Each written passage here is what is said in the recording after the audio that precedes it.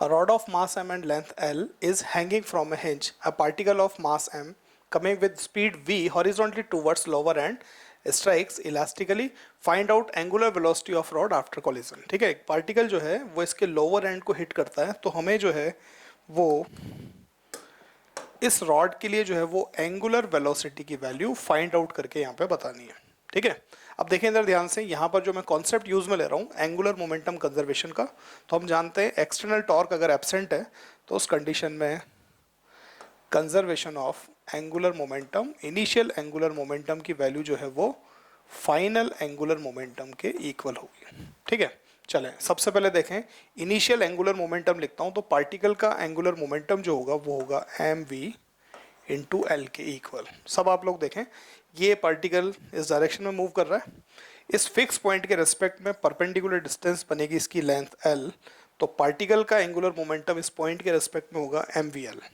ठीक है, रॉड जो है वो रेस्ट पर है, तो उस कंडीशन में उसका इनिशियल एंगुलर मोमेंटम जीरो।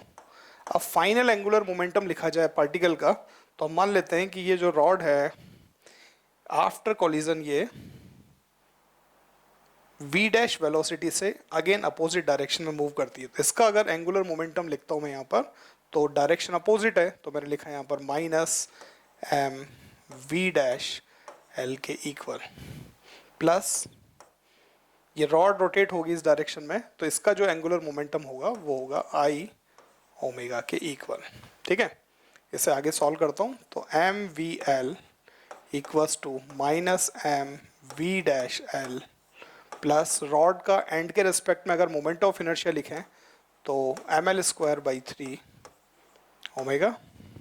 ठीक है, एम एल कॉमन लिया मैंने, कैंसिल आउट किया और इसे इधर शिफ्ट करूँगा तो v plus V dash equals to value यहाँ मिलेगी मुझे ओमेगा एल बाई 3 के इक्वल। इस तरीके से मैंने एक इक्वेशन बना दी है। ठीक है, v plus V dash equals to omega L by 3 के इक्वल। ठीक है, एक और इक्वेशन बनाते हैं, देखें आप ध्यान से।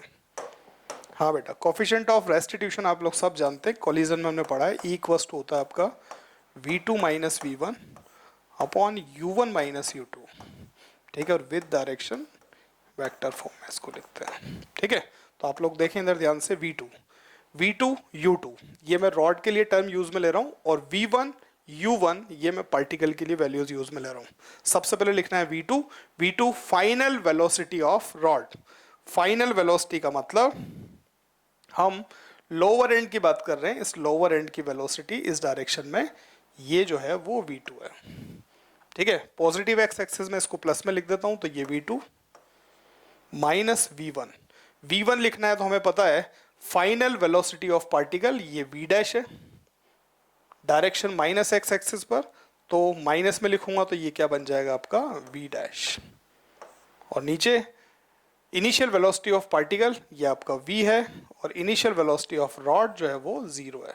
कोफिशिएंट ऑफ रेस्टिट्यूशन की वैल्यू इलास्टिक कॉलिजन के लिए 1, तो यहाँ मैं इक्वेशन बनाता हूँ, तो मुझे इक्वेशन मिलेगी v, और इसे इधर शिफ्ट कर दूंगा तो ये बन जाएगा आपका minus V dash equals to v2।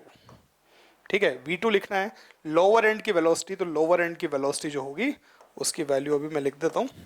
हमें दो इक्वेशन मिल गई है, इन दोनों इक्वेशन को हम सॉल्व करते हैं।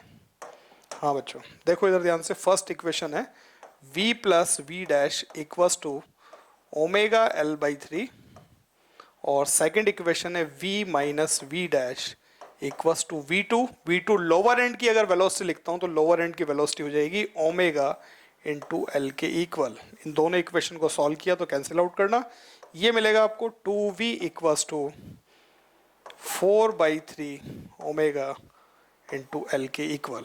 मुझे अगर ओमेगा की वैल्यू फाइंड आउट करनी है तो ओमेगा इक्वल्स टू वैल्यू आ जाएगी 3v/2l। इस तरीके से हम जो है वो रॉड के लिए जो है वो एंगुलर वेलोसिटी की वैल्यू फाइंड आउट कर सकते हैं।